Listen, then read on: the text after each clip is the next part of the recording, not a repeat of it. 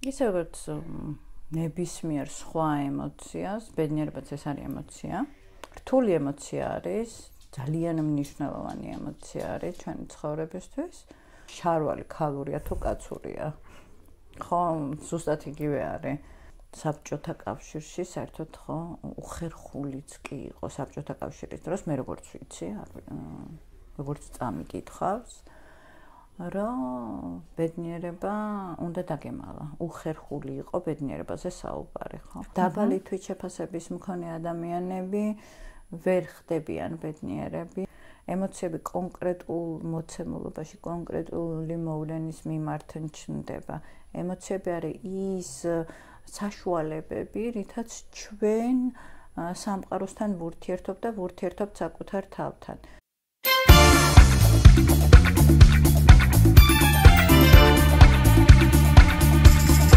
დღევანდელი ჩვენი სასაუბრო თემა იქიდან გამომდინარე, რომ გაზაფხულია და ემოციების მოზღვავება ყველაზე მეტად ალბათ გაზაფხულზე გვაქვს ხოლმე. დღევანდელი სასაუბრო თემა მინდა რომ იყოს ქალური ბედნიერება. და რას ნიშნავს ზოგადად ქალური ბედნიერება? არსებობს თუ არა, არის თუ არა განსხვავება ზოგადად ქალურსა და მამაკაცის კაცურ ბედნიერებას შორის, ესე ვიტყვი ბრჭყალებში. და ასე შემდეგ სხვადასხვა კითხვებით შევალ. სანამ უშუალოდ თემაზე გადავალთ, მინდა რომ მოგიწოდოთ, რომ აუცილებლად დაალაიქოთ ვიდეო, გამოიწეროთ ჩვენი არხი, კომენტარებში დაგვიწეროთ სხვა თემები, რომელი თემები გაინტერესებთ, რომ ჩვენ ჩავწეროთ ხოლმე და აუცილებლად უყუროთ ვიდეოს ბოლომდე, იმიტომ რომ ბევრ საინტერესო საკითხებს გაშლის აუცილებლად თქვენთვის ნინი. ნინი, გამარჯობა. როგორც გადაცემაში მოგესალმები თავიდან და მინდა რომ ეს დავიწყოთ აქედან რომ რა არის და არსებობს თუ არა ეს ქალური და კაცური ბედნიერება და რას ნიშნავს ზოგადად ჩემი დამოკიდებულება მაგიტომ დავსვი ამ სტილში ეს კითხვა ქალურ ბედნიერებას შორის რა განსხვავება არის მე ვთვლი რომ არ არსებობს ესეთი კაცური და ქალური სქესის, გენდერის მიხედვით ბედნიერებების არც ერთი ემოცია არ შეიძლება რომ ამ მიმართულებით დავყოთ. თუმცა თანამედროვე ბიზნესში ძალიან ხშირად კარგად იყიდება ხოლმე და შეფუთვები არის რომ რაღაცა ეს ქალურია, ეს ქალური ბედნიერების კომპონენტია და ასე შემდეგ. ისე როგორც ნებისმიერ სხვა ემოციას, ბედნიერებაც ეს არის ემოცია.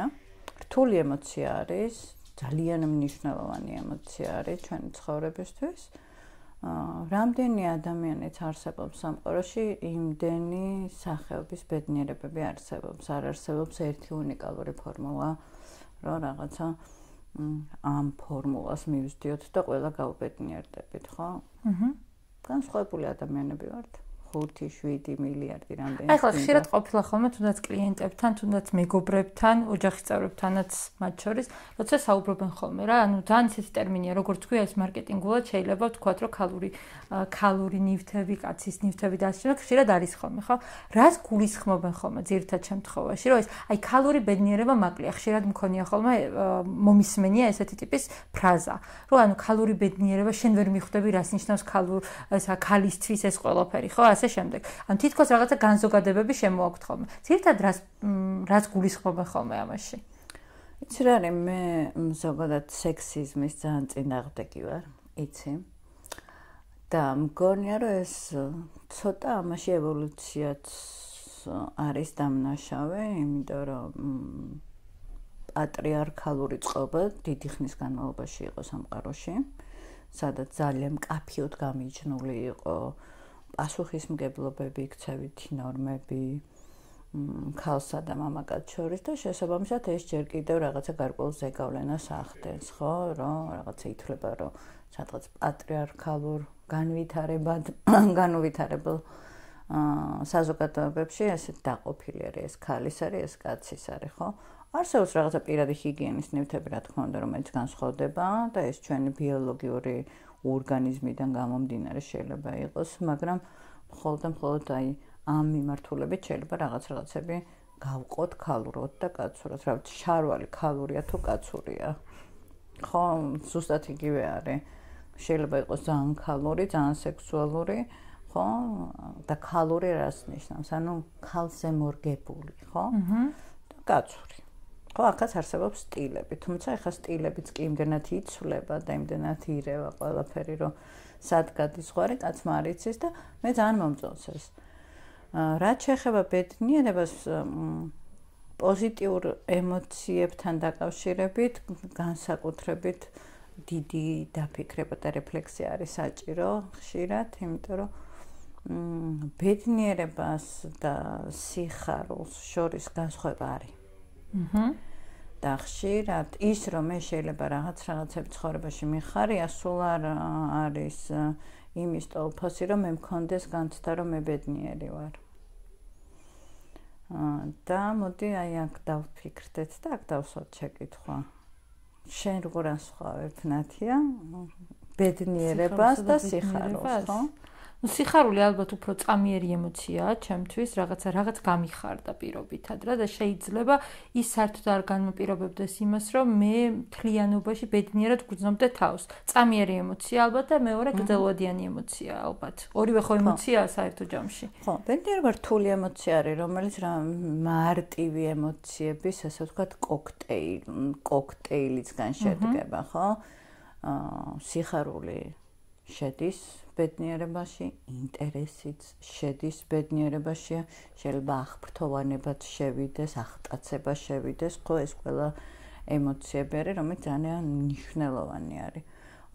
და არ არსებობს ესეთი უნიფიცირებული ის, რომ რაღაც აი მაინც და მეც ეს ემოციები უნდა იყოს ერთად, რაც ქმნის ბედნიერებას. საბოლოო ჯამში ბედნიერება რა არის? ანუ განცდა იმისა, კმაყოფილების განცდა, სიხარულის განცდა, სიყვარულის განცდა, საკუთარი ასე ვთქვათ, შეჯერებული ცხოვრების მიმართ, ხო? რომ რაღაცა ისეთი არის ჯამში, მე ახლა რა მაგარი ცხოვრება, მაგრამ რა მაგარია, რომ აი ესეთი რაღაცაები ხდება ჩემს ცხოვრებაში, ხო? რა მაბედნიერებს. ხო, ანუ ერთ-ერთი კითხვა რაც მქონდა წინასწარ და ესე ჩამოწერილი ჩემთვის იყო, რომ რა ფაქტორები განსაზღვრავს ზოგადად ბედნიერებას და თუ არსებობს ეს ფაქტორები, იქნება ეს კულტურა და დამოკიდებული ფსიქოლოგიურ მდგომარეობაზე, დამოკიდებული ზოგადად მოლოდინებზე თუ ასე შემდეგ. პრინციპში თითქმის გამეც დიდ ზეგავლენას ახდენს, ხო, იმიტომ რომ განსაკუთრებით თუ ჩვენ რაღაცა ტრადიციულ საზოგადოებებთან გვაქვს საქმე, იმიტომ რომ იქ არის დათქმები, ხო, აი როგორც ქალურობაზე, კაცურობაზე ვსაუბრობდით, ხო? ტოტალიტარულ დიქტატორულ სისტემებში იქ საერთოდ ბედნიერება იკრძალება. საბჭოთა კავშირში საერთოდ ხო უხერხულიც კი იყო საბჭოთა კავშირის დროს, მე როგორც ვიცი, როგორც წამიკითხავს, რომ ბედნიერება უნდა დაგემალა. უხერხული იყო ბედნიერებაზე საუბარი, ხო?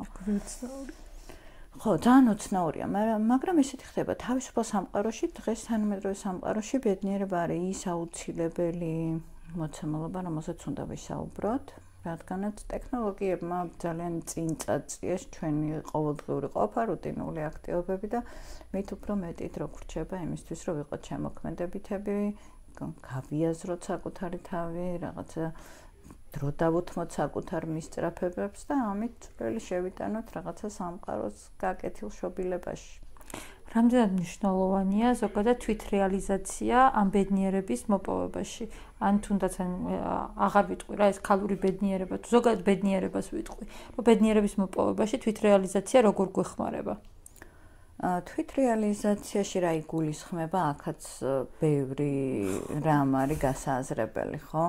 ანუ ზოგიერთი ადამიანი თვლის, რომ თვითრეალიზაცია არის რაღაცა კარიერაში, გარკვეული წარმატებების მიღწევა, ზოგი ადამიანისთვის კი თვითრეალიზაცია არის თავისი მისწრაფებების, სურვილების, ინტერესების დაკმაყოფილება. ჩემთვის ეს არის, რომელიც მათ შორის ხა ჩემს შემთხვევაში კარიერის სივრცესაც მოიცავს, მაგრამ არ შემოიზღუდება კარიერის სივრცით. რაც შეეხება თვითშეფასებას, ხო, თვითშეფასება და თვითრეალიზება განსხვავდება. დაბალი თვითშეფასების მქონე ადამიანები ვერ ხდებიან ბედნიერები, იმიტომ რომ აქ თვითრეფლექსიის პრობლემა არის, გაზრების, საკუთარი თავის მიღების პრობლემა არის და მე თუ არ ვიღებ საკუთარ თავს, ვერ ვიღებ შესაბამისად ჩემს ცხოვრებაში არსებულ მოცემულობებს, ანუ განცდა იმისა, სისავსის განცდა არ იქნება, ხო? ბედნიერების განცდა ალბათ რაღაცა აი ამ სისავსესთან არის დაკავშირებული, ხო, რომ რამდენად სავსედ ვგრძნობ, საინტერესოდ გრძნობ ჩემ ცხოვრებას. მე ვფიქრობ ეგ არის. ხო, აი მაგალითად ესე რომ დავსვათ კითხვა რა, ბედნიერება უფრო მეტად მიზანია თუ პროცესი? გააჩნია ვისთვის, მიზანი ვერ იქნება ალბათ, თუმცა მიზნის მიღწევაც ქმნის თავის გარკვეულ კომპონენტს ამ ბედნიერებისთვის. აქაც ისევ ინდივიდუალური მიდგომები უნდა გავითვალისწინოთ. ემოცია ყოველთვის ჩნდება, ემოცია ესეთი ზოგადი არ არის. ემოციები კონკრეტულ მოცემულობაში, კონკრეტული მოვლენის მიმართ ჩნდება. ემოციები არის ის საშუალებები, რითაც ჩვენ სამყაროსთან ვურთიერთობ და ვურთიერთობთ საკუთარ თავთან. შესაბამისად, ჩვენ თუ ესეთ შეჯერებულ ემოციებზე ვსაუბრობთ, განცდაზე და განწყობაზე, ხო, რომელიც რაღაც საკუთარი ცხოვრების მიმართ გაგვაჩნია. აი ეს სირთულე არის ბედნიერება, მაგრამ თუ კონკრეტული მოცემულობები არ მექნება, კონკრეტული кейსები არ იქნება ჩემს ცხოვრებაში, კონკრეტული ივენთები არ მოხდება პოზიტიური, ჩემი გადმოსახედიდან პოზიტიური ჩემს ცხოვრებაში, მაშინ მე არ მექნება ამის განცდა. აქ მთავარი არის, ერთ-ერთი მთავარი საკითხი რაც არის ის რომ ბედნიერების განცდა, ახლა ჩემი პრაქტიკიდან გამომდინარე შემიძლია თქვა, არ აქვთ ხოლმე ისეთ ადამიანებს, რომლებსაც თავიანთი პირადი მისწრაფებები, ინტერესები, სურვილები არ აქვთ გააზრებული. მიუხედავად იმისა, რომ შეიძლება კარიერაში, ვალდებულებებში, პასუხისმგებლობებში ის, რასაც გარემო გვაკისრებს და ჩვენც ვაკისრებთ მერე ჩვენ თავს. ამ მიმართულებით შეიძლება ძალიან წარმატებული ვიყო, ძალიან კარგად ვართმევდე საკუთარ თავს ყველაფერს, მაგრამ თუ მე რაც მინდა, აი ეს მინდა დაკმაყოფილებული არა მაქვს და ამ მინდაში იგულისხმება ის, რაც მაინტერესებს მათ შორის, ხო? ბედნიერების განცდა არ ჩნდება მაშინ. ეს არის ერთ-ერთი მთავარი, ესე ვთქვათ, დრაივერი ბედნიერების. მე თუ მკითხავ, ბედნიერება არის ჩემთვის სიხარულს პლუს ინტერესი პლუს აღტაცება პლუს აღფრთოვანება და ჩემი ბედნიერების ფორმულა აი ამ 4 კომპონენტისგან შედგება. თუმცა მე ვიცნობ ჩემს ბევრ მეგობრებს, რომლებსაც განსხვავებული, ესე ვთქვათ, ფორმულები აქვთ. მე შეიძლება რა თქმა უნდა დაიშალოს, რომ ოჯახის წევრებთან ურთიერთობები, საქმიანი ურთიერთობები, გარემოში ჩვენი ადაპტაცია და მოქმედება რა განწყობას განცდას იწვევს. ის თუ რა ამბავს ქმნი მე ჩემს ცხოვრებაში, ხო? ყველა ადამიანს თავისი უნიკალური ისტორია აქვს და ზოგიერთი ადამიანი დრამებს ქმნის, დრამატულია, ხო, რაღაცა მელოდრამები არის. შეიძლება იგიც ანიჭებდეს ბედნიერებას. ბედნიერებას არ ანიჭებს, მაგრამ ეს აძლევს ხოლმე ადამიანებს ცხოვრების შინაარსს და მე ვიცნობ ბევრს ესეთ ადამიანს. ზოგიერთი ადამიანი რაღაცა ფენტეზის ჟანრში არის, ხო, როცა ჩვენ რაღაცა მეტაფიზიკური შინაარსებითაც ვთამაშობთ, ხო? ეგეც არის. ამიტომ ძალიან ინდივიდუალური არის. აქ მთავარი არის, რომ თვით შეფასება არის ძალიან მნიშვნელოვანი კომპონენტი იმისთვის, რომ ჩვენ პოზიტიური ვექტორი გვქონდეს და თვით რეფლექსია, რომელიც გვეხმარება ჩვენი რესურსების, შესაძლებლობების, ინტერესების, პოტენციალის გააზრებაში და აი ამ მიმართულებით ნაბიჯების გადადგმაში. თვით შეფასება, თვით რეფლექსია აუცილებელი კომპონენტი არის. თვით შეფასება და თვით რეფლექსია გვაძლევს სამ ძირითად მიმართულების ვექტორს. პირველი ვინ ვარ? ანუ მე ხო ჩემი ცხოვრების მთავარი გმირი ვარ, ხო? მეორე არის რა მინდა? და მინდაში უნდებით შედის. ხო, იმიტომ რომ მე თუ მინდა რომ ვიყო მაგალითად წარმატებული პროფესიონალი, მაქვს რაღაცა კრიტერიუმები, რასაც უნდა ვაკმაყოფილებდე. და არა იმიტომ რომ ვიღაცა მე ტენის რომ უნდა. მე თუ მინდა ვიყო წარმატებული ქალი, ამ მიმართულებითაც მე მაქვს ჩემი რაღაც ხედვა, რომ წარმატებული ქალის კრიტერიუმები ეს არის და ანუ ეს უნდებით შეიძლება დამიდგეს, მაგრამ თავარი არის მე მინდა. მე რა მინდა?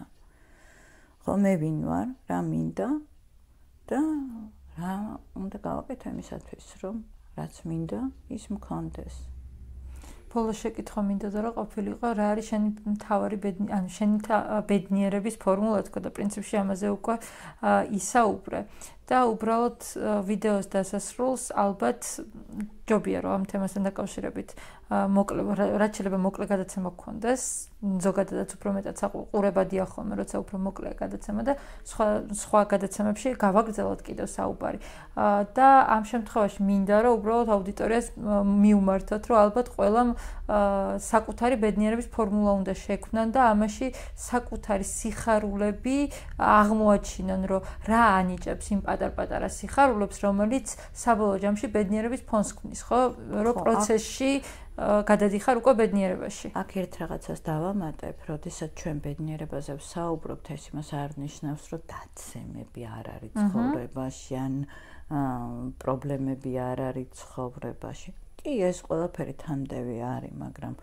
ეს დაცემა იქნება პრობლემა, იქნება სტრესული მოცემულობა, იქნება რა ზეგავლენას ახდენს ჩემს აი ამ ზოგად განწყობაზე, ჩემი ცხოვრების მიმართ და ჩემი აი ამ სამყაროში ადაპტაციის მიმართ, თორე მე ვთვლი რომ მე ძალიან ბედნიერი ადამიანი ვარ იმ მხრივ რომ ჩემი თავითაც კმაყოფილი ვარ, თუნდაც ამაში ჩემი სიზარმაცეც იგულისხმება, ჩემი შვილებით კმაყოფილი ვარ, ჩემი ოჯახის წევრებით კმაყოფილი ვარ, ჩემი კარიერით კმაყოფილი ვარ და რაც მთავარი არის რომ ჩემი თავის მიმართ მაქვს უზარმაზარი სიამაყის განცდა, იმიტომ რომ მე ძალიან დიდი ხნის განმავლობაში ვშრომობდი, რაღაცა ნაბიჯებს დგავდი იმ მიმართულებით, რომ რაც მინდოდა რომ ეკეთებინა და როგორც მინდოდა რომ ეკეთებინა, იმისთვის მიმეღწია და დღეს მე რო ჩემი კერძო პრაქტიკა მაქვს, კრიტიკული აზროვნების სკოლა მაქვს, ეს ყველაფერი მე მინდოდა ძალიან რომ მქონოდა და სხვა რაღაცებით არც ვარ დაკავებული. ჩემი მინდების მონეტიზაციაც კი მოახდინე და აქაც თქვათ ჩემი სამუშაო არის ჩემი რაღაცა ინტერესების დასაკმაყოფილებელი სივრცე და ალბათ ეგ არის ჩემთვის. თუმცა სხვისთვის რა არის ამდენ თან მნიშვნელოვანია დაუკავშირდეთ საკუთარ არაცნობიერ საკუთარ ბავშვურ, გაიხსენოთ ბავშვური მისწრაფებები, ბავშვური მიზნები და დაუსვათ თქვენ თავის შეკითხვა, რომ აი ეს ყველაფერი თუნდაც ბავშვობაში რომ მინდოდა და მაინტერესებდა, ამ სამყაროში როგორ შეიძლება მათი ტრანსფორმაცია და როგორ შეიძლება მე აი ესეთი ცხოვრება დავალაგო. და ეს მოგცემს იმის განცდას, რომ სადღაც სწორი მიმართულებით მივიდივარ. ბევრჯერ წავიქცევით, ავდგებით, მაგრამ ადგომაც უფრო მარტივია ამ დროს. თუმცა, როდესაც ამ მიმართულებით მიდიხარ, წინააღმდეგობებიც მეტი გვხდება, ამიტომ ესეც უნდა ამისთვისაც მზად იყო, რომ რაც უფრო შენი ინტერესების გზას ადგები, წინააღმდეგობები ბევრი გვხდება. მადლობა ნინი.